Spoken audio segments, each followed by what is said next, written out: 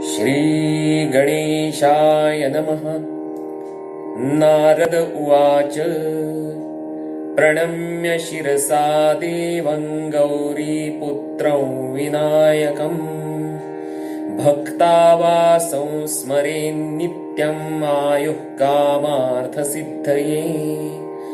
प्रथमं वक्रतुण्डं च एकदन्तं द्वितीयकं तृतीयं कृष्णपिङ्गाक्षं गजवक्त्रं चतुर्थकं लम्बोदरं पञ्चमं च षष्ठं विकटमेव च सप्तमं विघ्नराजेन्द्रं धूम्रवर्णं तथाष्टमं नवमं भालचन्द्रं च दशमं तु विनायकम् एकादशं गणपतिं द्वादशं तु गजाननं द्वादशैतानि नामानि त्रिसन्ध्यं यः पठेन्नरः न च विघ्नभयं तस्य सर्वसिद्धिकरं प्रभो। विद्यार्थी लभते विद्यां धनार्थी लभते धनम् पुत्रार्थी लभते पुत्रान् मोक्षार्थी लभते गतिम्। जपेत् गणपतिस्तोत्रं षड्भिर्मासैः फलं लभेत् संवत्सरेण सिद्धिं च लभते नात्र संशयः। अष्टभ्यो ब्राह्मणेभ्यश्च लिखित्वा यः समर्पयेत् तस्य विद्या भवेत् सर्वा गणेशस्य प्रसादतः। इति श्री नारद पुराणे संकष्टनाशनं नाम गणेश स्तोत्रं संपूर्णम्।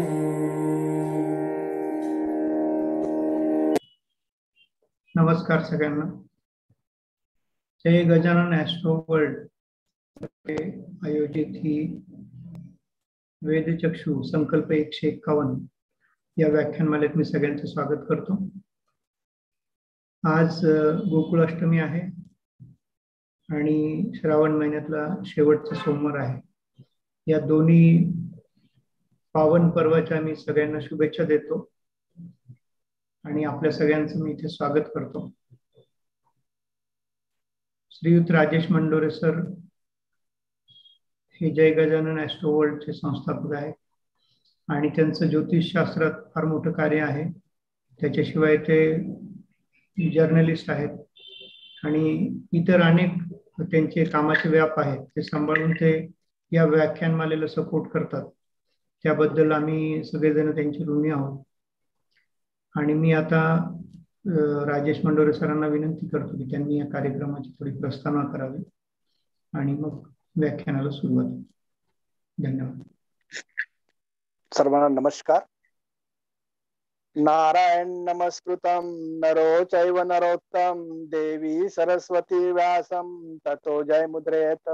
नमो श्री कृष्णचंद्राय नमो संकर्षणाय नमो प्रद्युम्न देवाय निरुद्धाय नमो नमः। ब्रह्मा मुरारी त्रिपुरांतकानि भानु शशु भूमि सुत बुधच्च गुरुच्च शुक्रः शनि राहु केतु सर्वे ग्रह शांती करा भवतु। सर्वांना सर्वप्रथम जय गजानन ॲस्ट्रो वर्ल्ड जळगाव व वेदचक्षु ग्लोबलच्या वतीने जन्माष्टमीच्या व श्रावणी सोमवारच्या मनपूर्वक हार्दिक हार्दिक शुभेच्छा। ओम नमो शंभवाय च मयो भवाय च नमः शिवाय च शंकराय च महेश्वराय च नमः शिवाय च शिवतराय च नमः शिवाय। श्रावण महिना आणि अशात रामायणाशी संबंधित विषय मी मुद्दाम घेतला।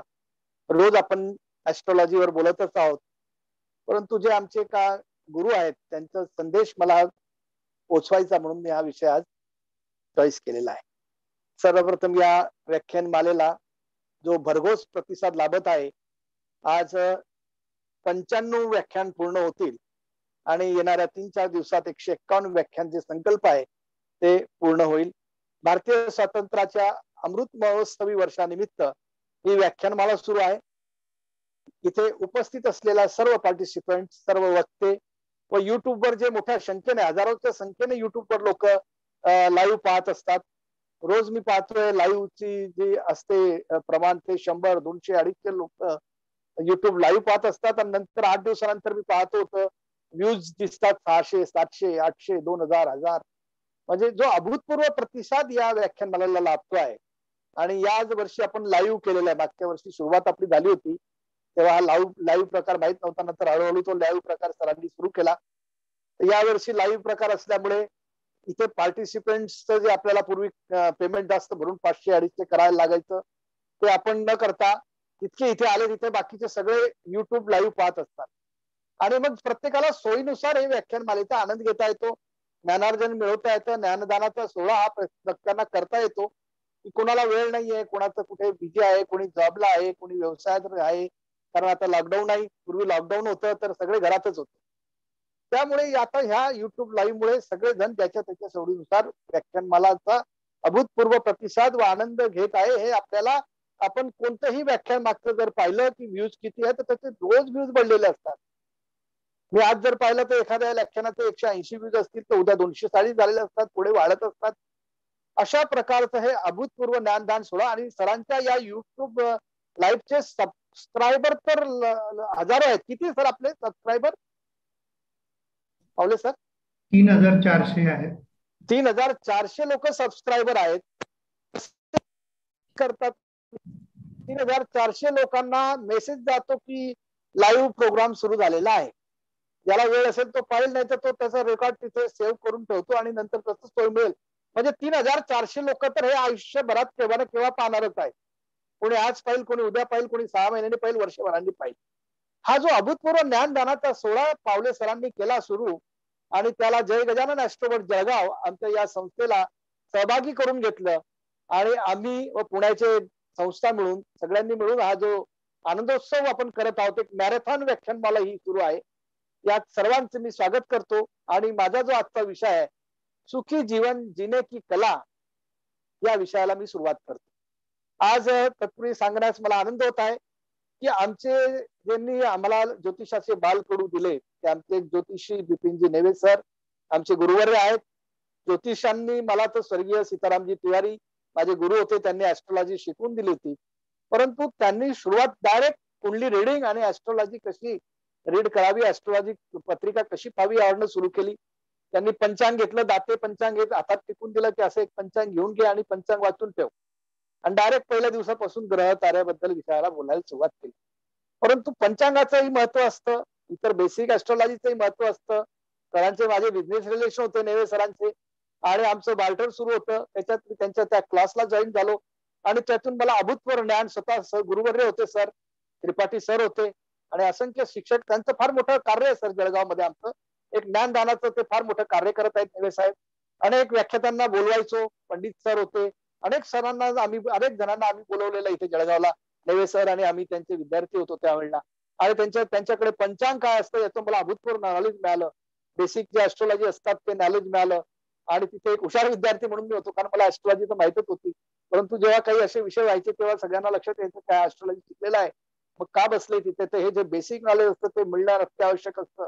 त्याचं एबीसीडी त्या वर्गामध्ये बसून गुरुजनांना त्याचे गुरु निवडून त्यांना गुरुजनांकडनं हे घ्यावं लागतं. नुसतं पुस्तकी ज्ञान काही कामाचं नसतं. तर ते नेवे सरांना आज माझा अहोभाग्य आहे की त्यांनी एका क्षणात आमच्या या मालिकेला सांगितलं की हा विषय आहे आणि मला बोलेल मी, नो प्रॉब्लेम. त्याचप्रमाणे सुदेश शर्मा मॅडम या नोएडाहून आज स्पेशल आपल्यासाठी आलेल्या आहेत. त्यांच्या नॉलेज बद्दल न बोलेल बरं, ते अभूतपूर्व ज्ञानाचा खजाना आहे. जे प्राचीन ऍस्ट्रॉलॉजी आहे त्यामध्ये त्यांनी काय काय संशोधन केलंय, किती मोठ्या त्यांचे संशोधन आणि मोठं अभूतपूर्व कार्य त्यांचं आहे. जेमिनी पासून अनेक विद्यांमध्ये त्या पारंगत आहात आणि दुग्ध शर्करा योग की आज अशा व्यक्ती आपल्याला मिळालेला आहे, हा तर फार मोठा योग आहे. आज म्हणजे आपण सर फार मोठी मेजवानी आपल्या श्रोत्यांना देत आहोत, आपल्या ज्योतिषांना देत आहोत, ज्योतिषाची आवड असणाऱ्यांना देत आहोत. या सर्वांचं मी मनपूर्वक स्वागत करतो, अभिनंदन करतो व आभारही व्यक्त करतो आणि माझ्या विषयाला सुरुवात करतो.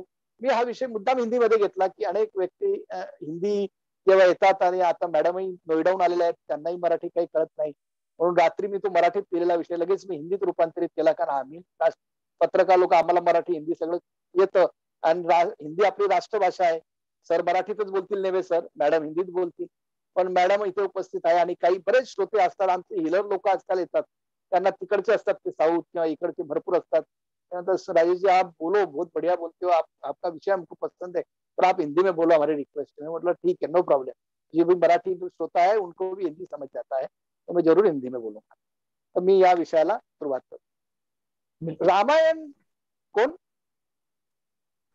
हॅलो. रामायण हा विषय असा आहे की रामायणात जो ग्रंथ आहे, मग तो वाल्मिकी रामायण असो, रामचरित मानस, तुलसी रामायण असो, का रामायणातलं जे जे काही साररूपीना जे काही ग्रंथ या जगामध्ये उपलब्ध आहेत, त्या प्रत्येक ग्रंथांचा जो काही सार आहे, त्याच्यातलं जे काही एक मोठी शिकवण रामायणात दिली गेलेली आहे, आणि ती शिकवण कोणी दिली, काय दिली, रामांनी दिली आणि प्रत्येक पात्राने दिली, तर त्याचं महत्वच कोणाला लक्षात येत नाही. रामायण जो तो वाचतो आणि रामायण जो तो हे करतो ते अध्यात्म रूपानेच आहेत, परंतु त्याची जी शिकवण महत्वाची आहे ती आमचे गुरुवर्य, या रामायणातले मोठे महान कथाकार, आणि रामायण याच्यावर त्यांची पीएचडी म्हणजे कागदावर जरी झाली नसली तरी इतकं सखोल ज्ञान, आणि रामायणातले 70% श्लोक मुखोद बिलकुल पाठ आहे.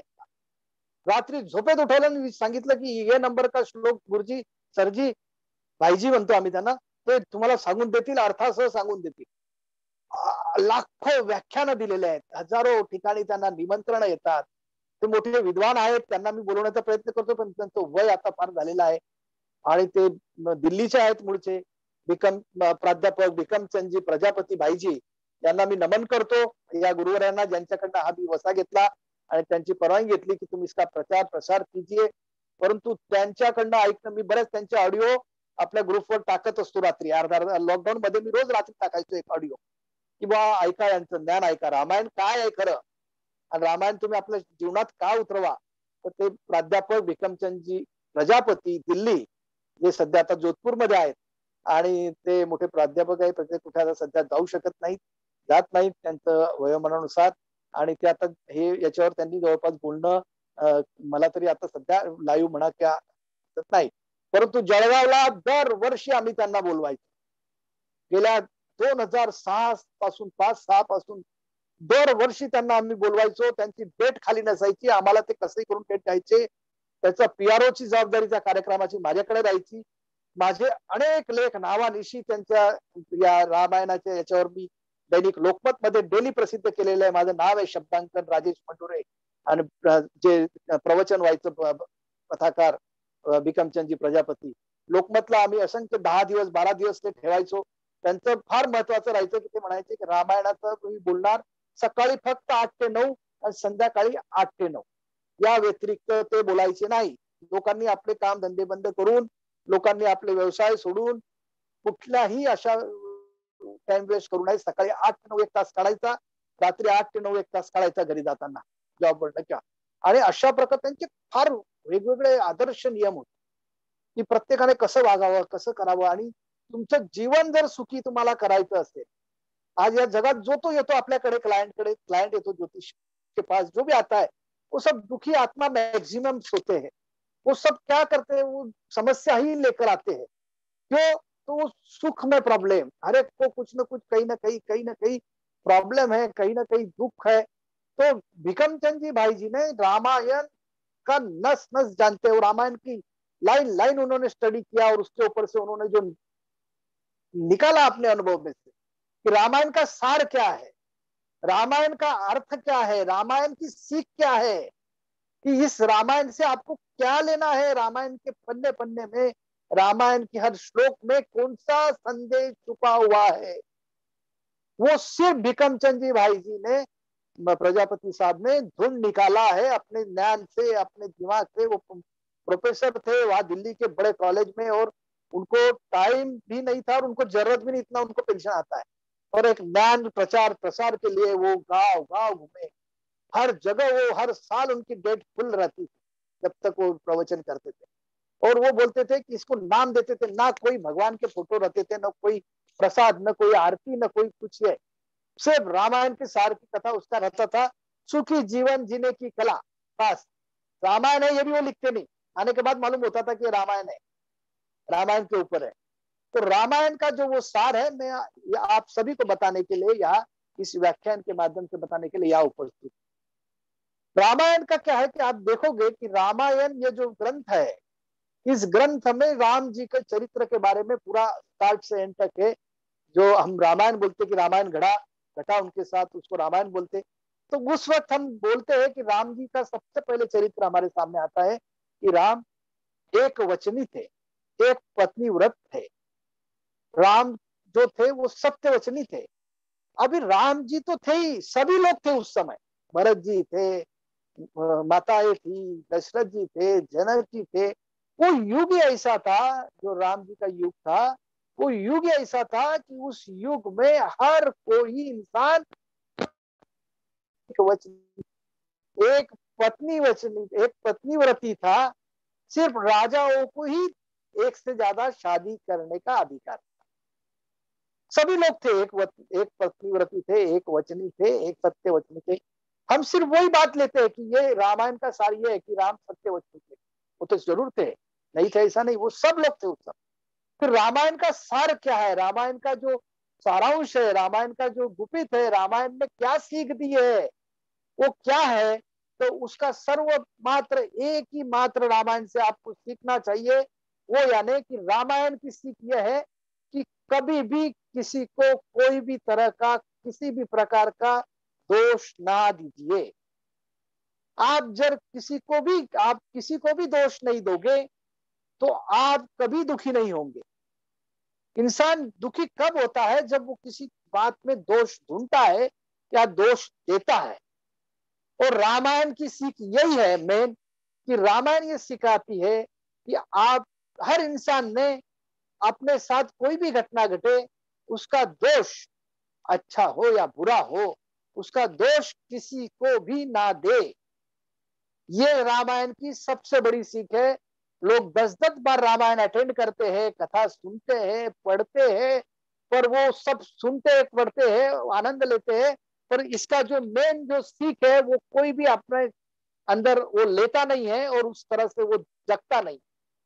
और होता क्या है, 2 दिन रामायण सुनने के बाद उसका वापिस रूटीन वो शुरू होता है। कहीं ना कहीं किसी के साथ वाद होगा, झगड़ा होगा, तंटा होगा, कहीं कोर्ट मैटर हो गए, कहीं किसी के साथ बहस होगी, कुछ ना कुछ होगा। रात को सोते वक्त उसको नींद की गोली लेनी पड़ेगी। नई नींद की गोली ली तो पसीना तो दिन में जरूर आएगा।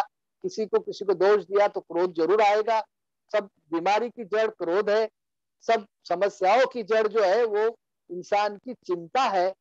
वो जब दोष सामने वाले को देगा तो उसकी चिंता बढ़ेगी, और चिंता बढ़ने के बाद परिणाम स्वरूप उसका जीवन सुखी की जगह दुखी होगा।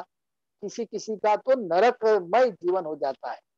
इतने झगड़े तंटे शुरू हो जाते हैं इस कलयुग में। अपन देख रहे हैं, भाई भाई के कोर्ट मैटर चालू है, माता पिता बच्चों के साथ मैटर चालू है, कोई भी कई तलाक की लाखों केसेस कोर्ट में पेंडिंग पड़ी हुई है।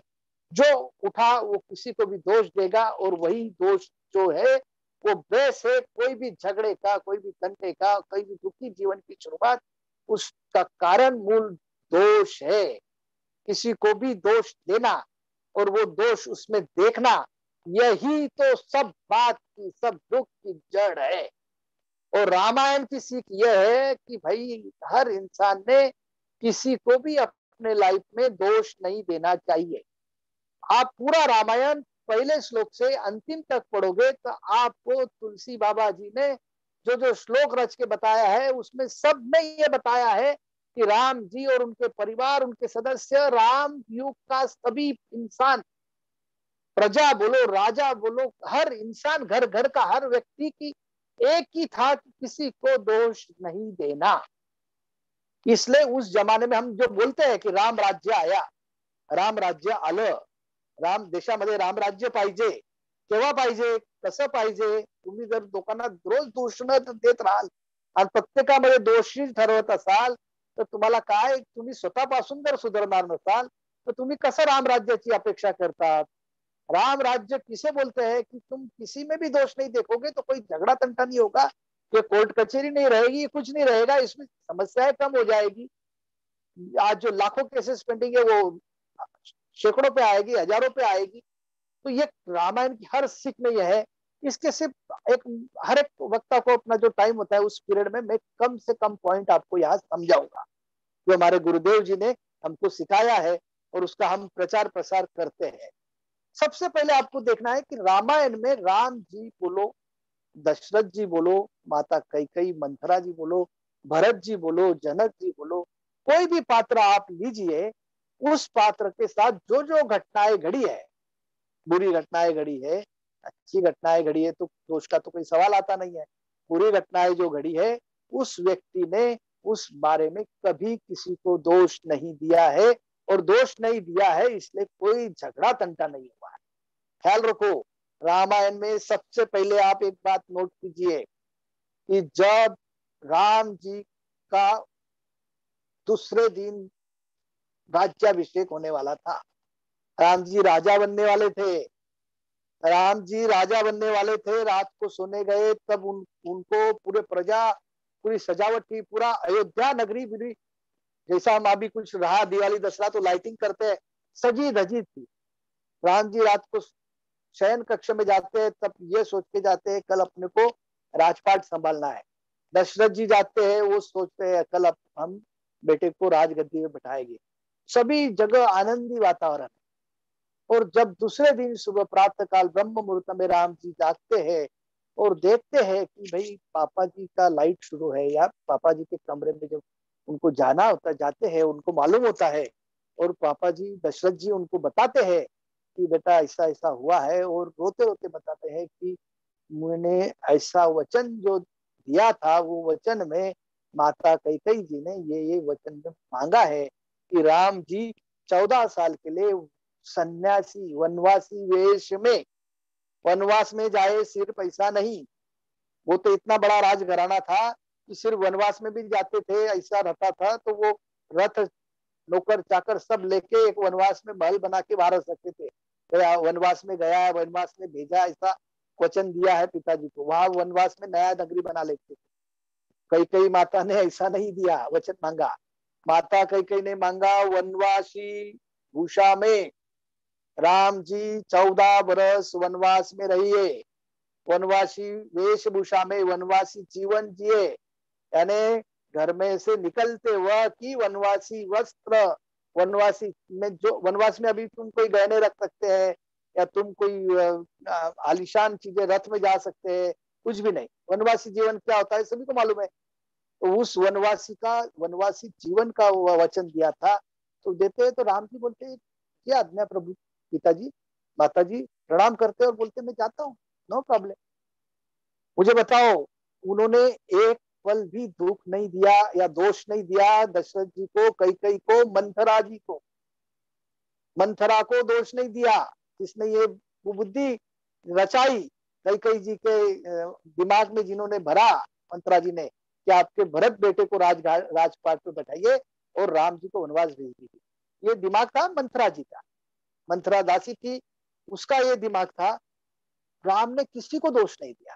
ठीक है, राम जी एक वचनी थे, पिता को वचन देते थे, गुस्सा आ जाता था, इधर आके मंथरा को डांटते थे, हकाल देते थे। कल हमारा नौकर हमारे साथ कोई घटना करता था, हम एक सेकंड में उसको हकाल देते। कोई गवर्नमेंट सर्वेंट होगा तो उसको उसका नोटिस दिया जाता है, मेमो दिया जाता है, वो आपके साथ बॉस के साथ व्यवहार गलत करता है। हमारा प्राइवेट स्टाफ रहा तो हम तो तुरंत उसमें हकाल देंगे, आज हिसाब कर गेट आउट, ये होता है। और कई के साथ घटनाएं घड़ी भी होगी। तो राम जी ने किसी को दोष नहीं दिया, ना मंथरा को ना माता कैकेयी। तो बोले जी हाँ, ये तो ठीक है, राम जी तक सीमित है।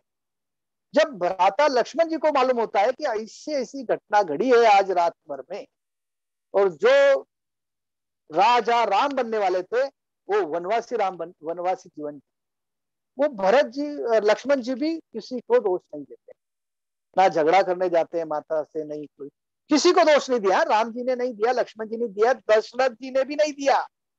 बोला ठीक है, मैंने तुमको बोला था 3 वचन, तुमने दे दिए। जब देवताओं के साथ युद्ध हो रहा था उस समय की बात है, तो दे दिया, ठीक है। उन्होंने कोई कैकेयी को दोष दिया नहीं, उन्होंने मंथरा को दोष दिया नहीं, वो तो राजा थे ना। उन्होंने सिर्फ बोला कि मात कैकेयी तो कुछ भी मांग, दूसरा कुछ भी मांग, मेरा राम को मत मेरे से, राम को मुझसे दूर मत कर। बहुत कटु प्रसंग है वो बस एक भी बात रात रात भर सुबह तक बोलते रहे कि कई कई तू सोच सोच, राम मेरा प्राण है, वो निकल गया यहाँ से तो मेरा प्राण निकल जाएगा।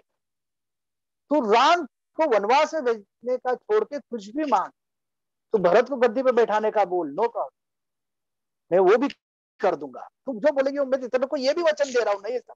पर वो बोलते थे कि तू कुछ तो उसमें समझ और उसको पीछे लेके कोई नया वचन मांग। वो ये नहीं बोले कि मैं तुम्हें वचन नहीं दूंगा, ये वो बोले तुम जो मांगोगी वो मैं देने वाला है, पर तुम सोचो जरा।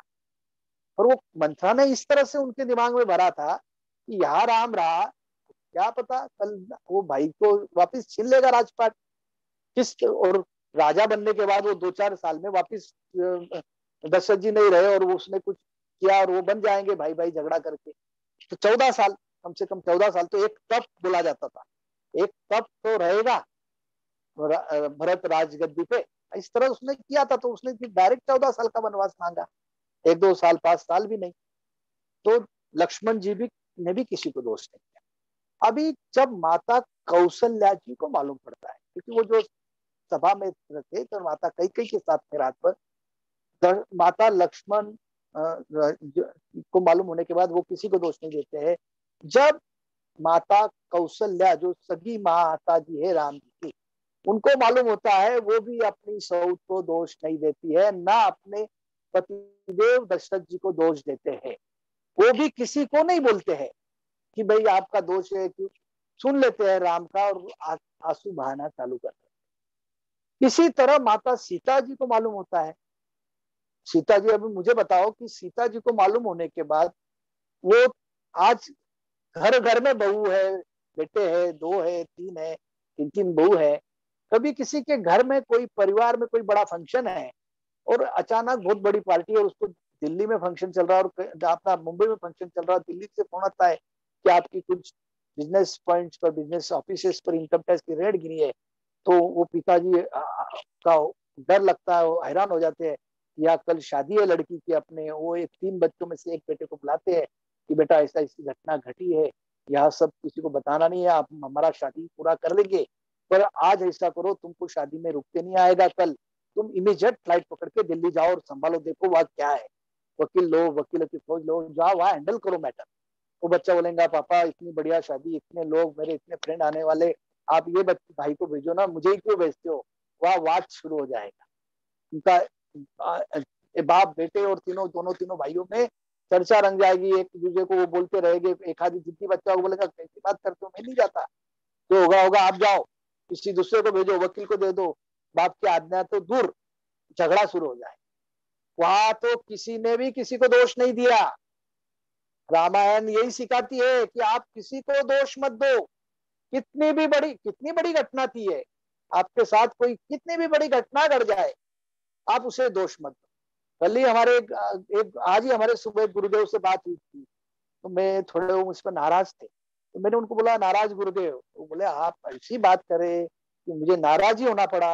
मैं बोला गुरुदेव आप आज मेरा लेक्चर सुनिए, रामायण की सीख मैं नहीं आपको दे सकता, हमारे गुरुजी ने जो बोला वो मैं आपको बता रहा हूँ कि आप हमें दोष देखो। मैं आज हो क्या रहा है, हर गुरु शिष्य में दोष देख रहा है, शिष्य गुरु में दोष देख रहा है, एक गुरु दूसरे गुरु में दोष देख रहा है, उस पर टीका टिप्पणी कर रहा है, एक गुरु क्या क्या नहीं चल रहा है सब जगह।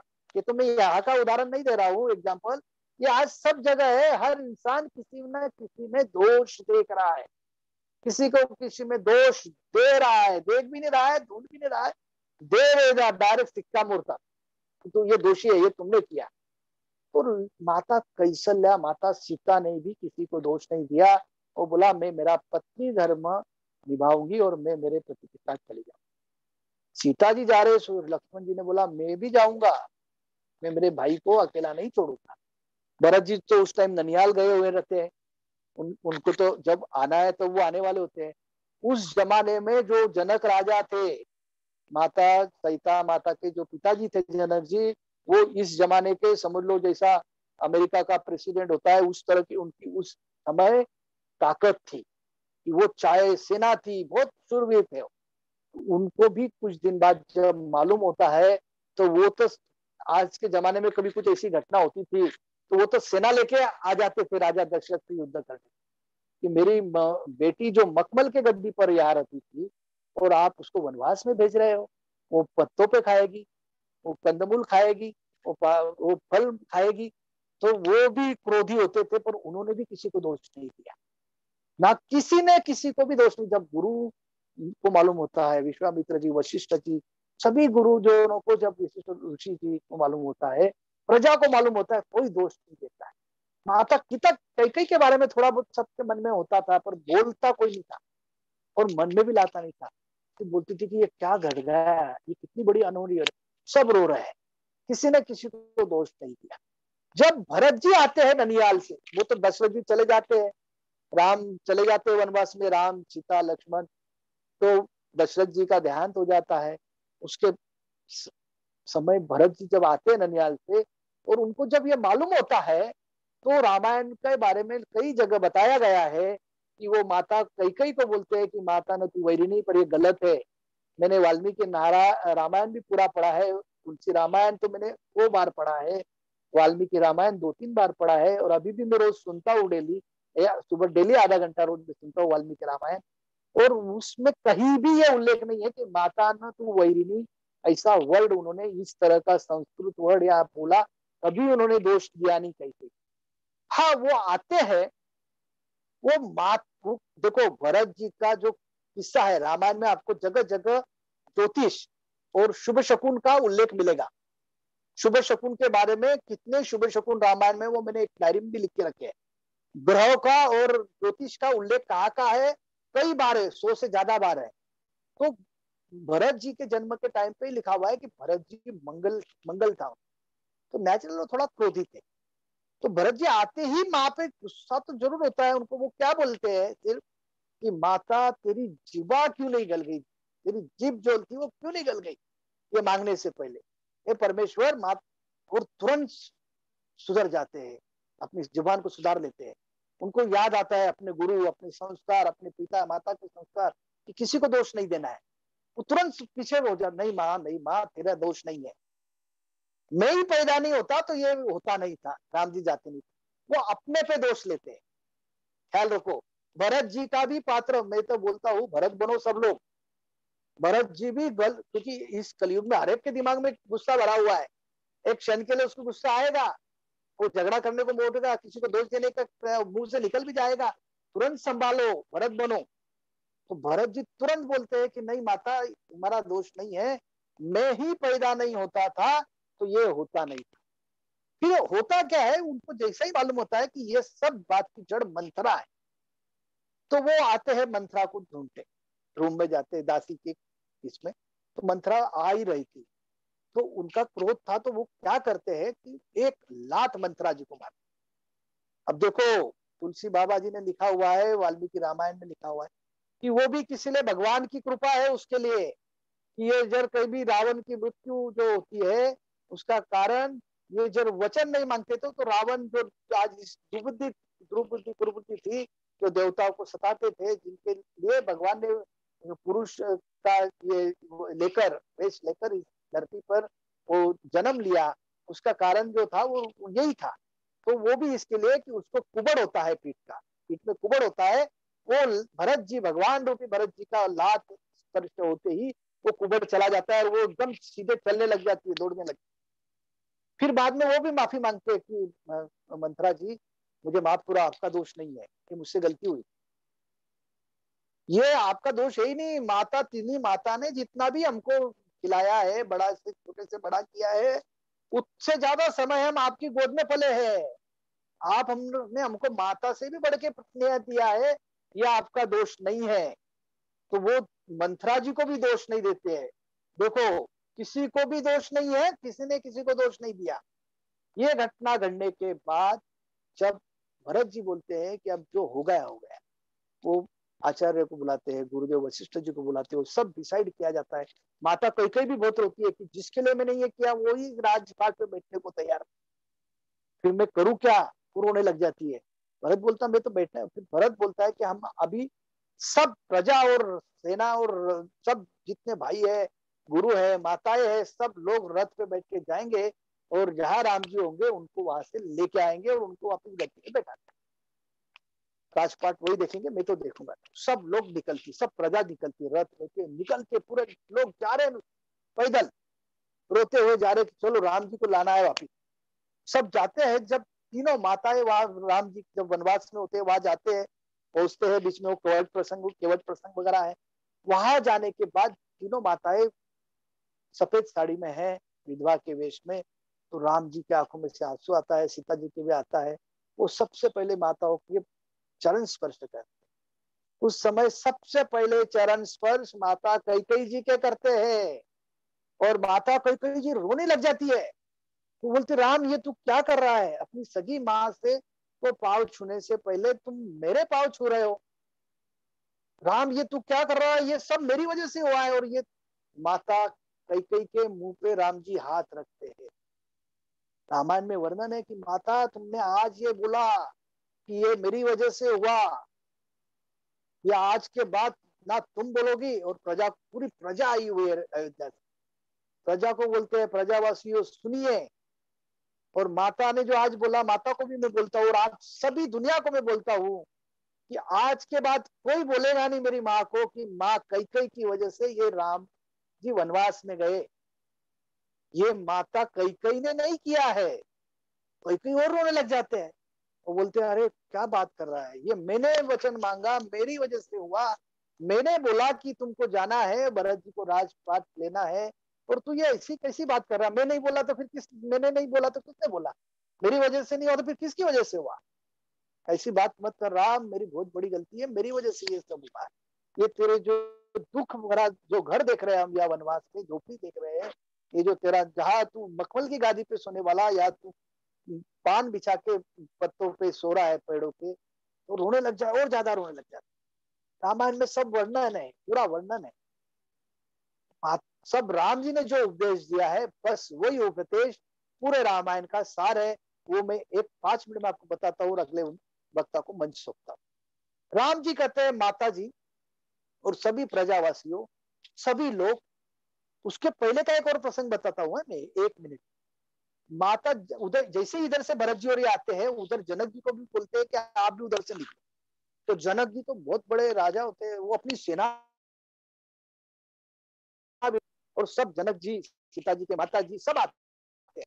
तो नेचुरल है कि सीता जी के माता जी, माँ कौशल्या जी, ये भी वहां मिलते हैं साथ में। तो जनक जी की जो धर्मपत्नी होते हैं, माता सीता जी की माता जी होते हैं, वो कौशल्या माता को पूछते हैं।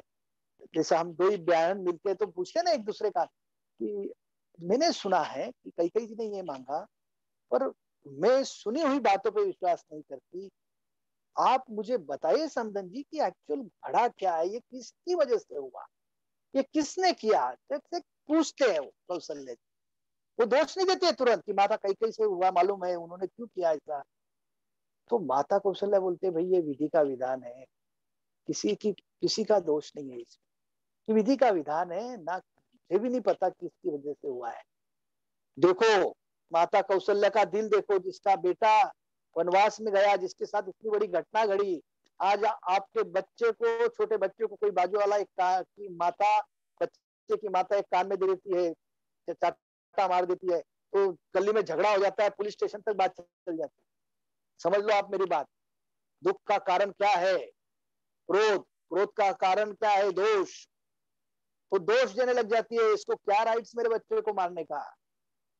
बच्चा है वो तो शिकायत करेगा, वो तुरंत झगड़ा चालू। फिर उसके पतिदेव आएंगे, वो उससे झगड़ेंगे, गली आएगी, वो एक युद्ध का रूप आ जाता है, पुलिस स्टेशन तक बात जाती है।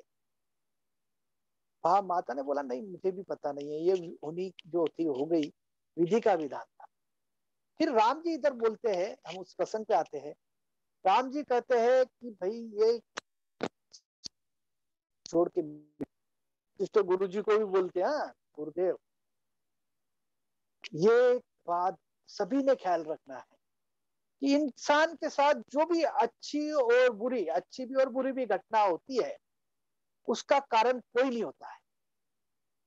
कारण ही कोई नहीं, तुम क्यों दोष देते हो। राम जी का कहना है, राम जी कहते हैं कि 11 बातें इसके लिए जिम्मेदार है। वो 11 में की 3 ही बात मैं आपको बताऊंगा। 11 बात बताने के लिए तो 11 दिन भी कम पड़ेंगे पूरा डिटेल्स तक। राम जी ने पहली बात कही है कि हर इंसान का जो कुछ है विधि लिखित, रामायण में विधि लिखित का शब्द का 500 बार उल्लेख आया होगा। विधि लिखित, माता कई माताओं सब सुनो, सब प्रजाओं सुनो, इंसान के साथ जो भी अच्छा बुरा होता है वो सभी विधि लिखित है, इसमें किसी का भी दोष नहीं। विधि का विधान बहुत प्रबल है और वो होना ही है, किसी को क्यों दोष देते हो। राम जी दूसरी बात बताते हैं, 11 में से 3 बातें मैं आपको बता रहा हूं, उसमें की दूसरी इंपॉर्टेंट बात, दूसरी बात वो बताते हैं कि यह सब अपने जन्मों जन्म के कर्म का फल है। हमारा कर्म ही हमारे साथ चलता है और कोई नहीं, कर्म का ही फल आज नहीं तो कल, राजा हो या रंक, कर्म का फल हर को मिलेगा। मराठी में कहावत है, विचारी मना रावणा काय झाले। अपने मन को पूछो कि रावण का क्या हुआ, उस कर्म का फल उसको मिला।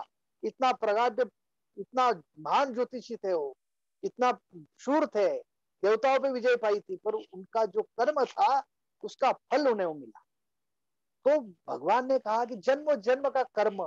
इसके पहले मैं आपको बताता हूँ कि राजा राम को ये रामायण में जब वो पुरुष अपना इंसान बन के जब आए, जन्म मानव योनि में जब वो आए, देवता भगवान ब्रह्मा जी, विष्णु जी के जो रूप है वो, तो विष्णु जी ने पिछले जन्म में जो कर्म किया था उसका फल था कि वो मानव बनकर ये आए। और उन्होंने जब भगवान नारद जी, विष्णु जी ने जब नारद जी का जो पत्नी लक्ष्मी जी होने वाली थी, उनको छल कपट के साथ उन्होंने लक्ष्मी जी के साथ शादी की थी, और उसी वजह से वो इस मानव जन्म में आए, वो कर्म का फल भोगने के लिए।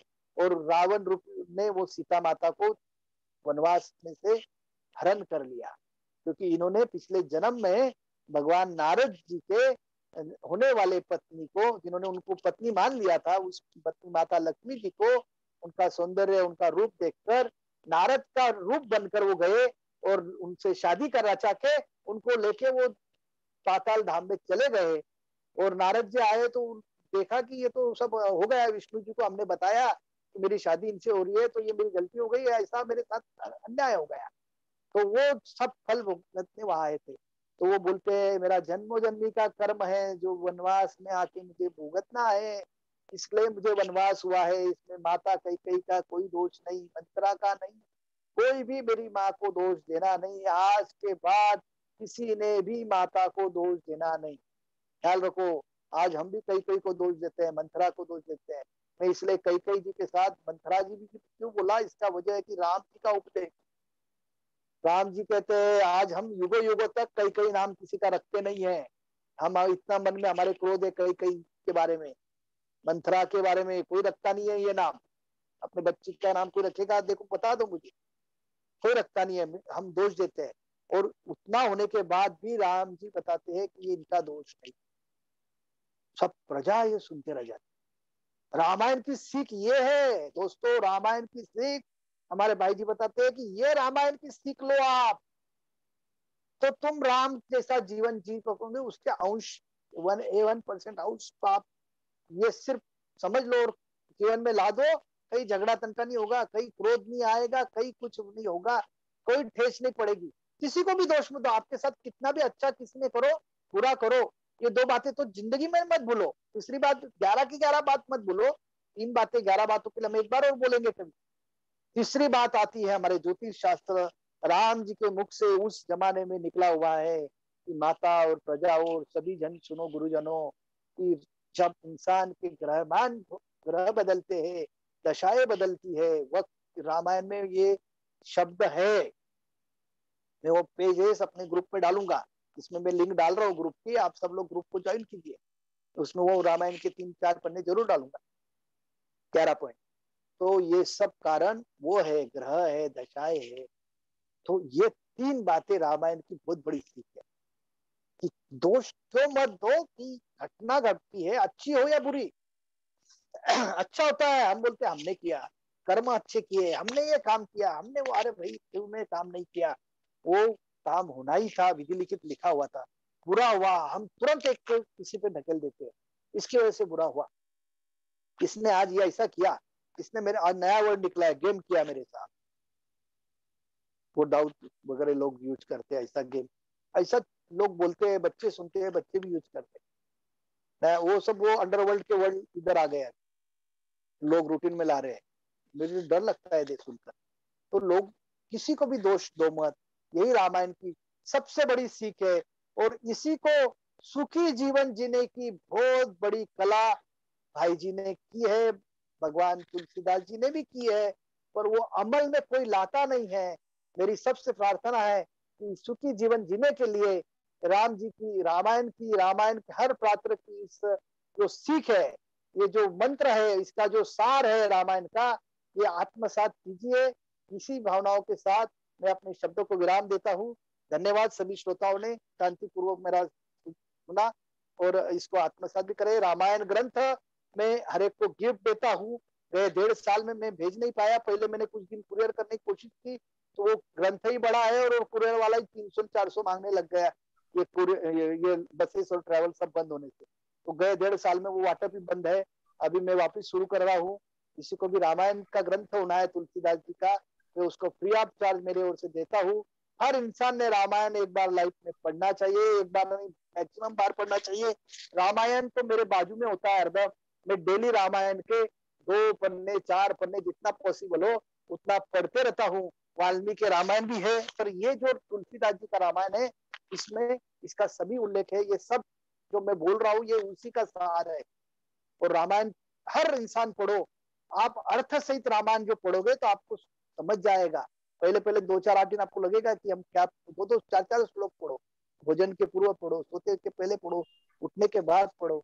आपको ऐसा होगा कि मैंने भी पहले दिन 2-4 दिन लगाए 4-5 पन्नों के लिए, बाद में मैं जर्नलिस्ट होने से और मुझे रीडिंग का बहुत हॉबी होने से बाद में मैंने 2 दिन के अंदर सब पन्ने पढ़ लिए, इतना इंटरेस्ट आता है। और अर्थ के साथ पढ़ो, अर्थ के साथ पढ़ो, आपको हर पन्नों में ये दिखेगा। ये सीख हर पन्ने में ये सीख है, हर श्लोक में ये सीख है कि ये विधि लिखित है। ना दोष दे, किसी को नहीं दोष दे। आज ये समय कम है, नहीं तो मैं पीपीटी या श्लोक ये शेयर करता, उसमें टाइम जाता था। मुझे जो बताना था वो मैंने एक शॉर्ट में बता के मैं मंच आदरणीय हमारे पावले सर जी के पास सौंपता हूँ। धन्यवाद सर। धन्यवाद। खूपच छान तुम्ही इथे विचार मांडले आणि सगळ्यांनी याच्यावर अवश्य विचार करायला पाहिजे आणि आपल्या जीवनात याचं जितकं अंमलबजावणी करता येईल तेवढी करायला पाहिजे। तर मी आपले आभार मानतो।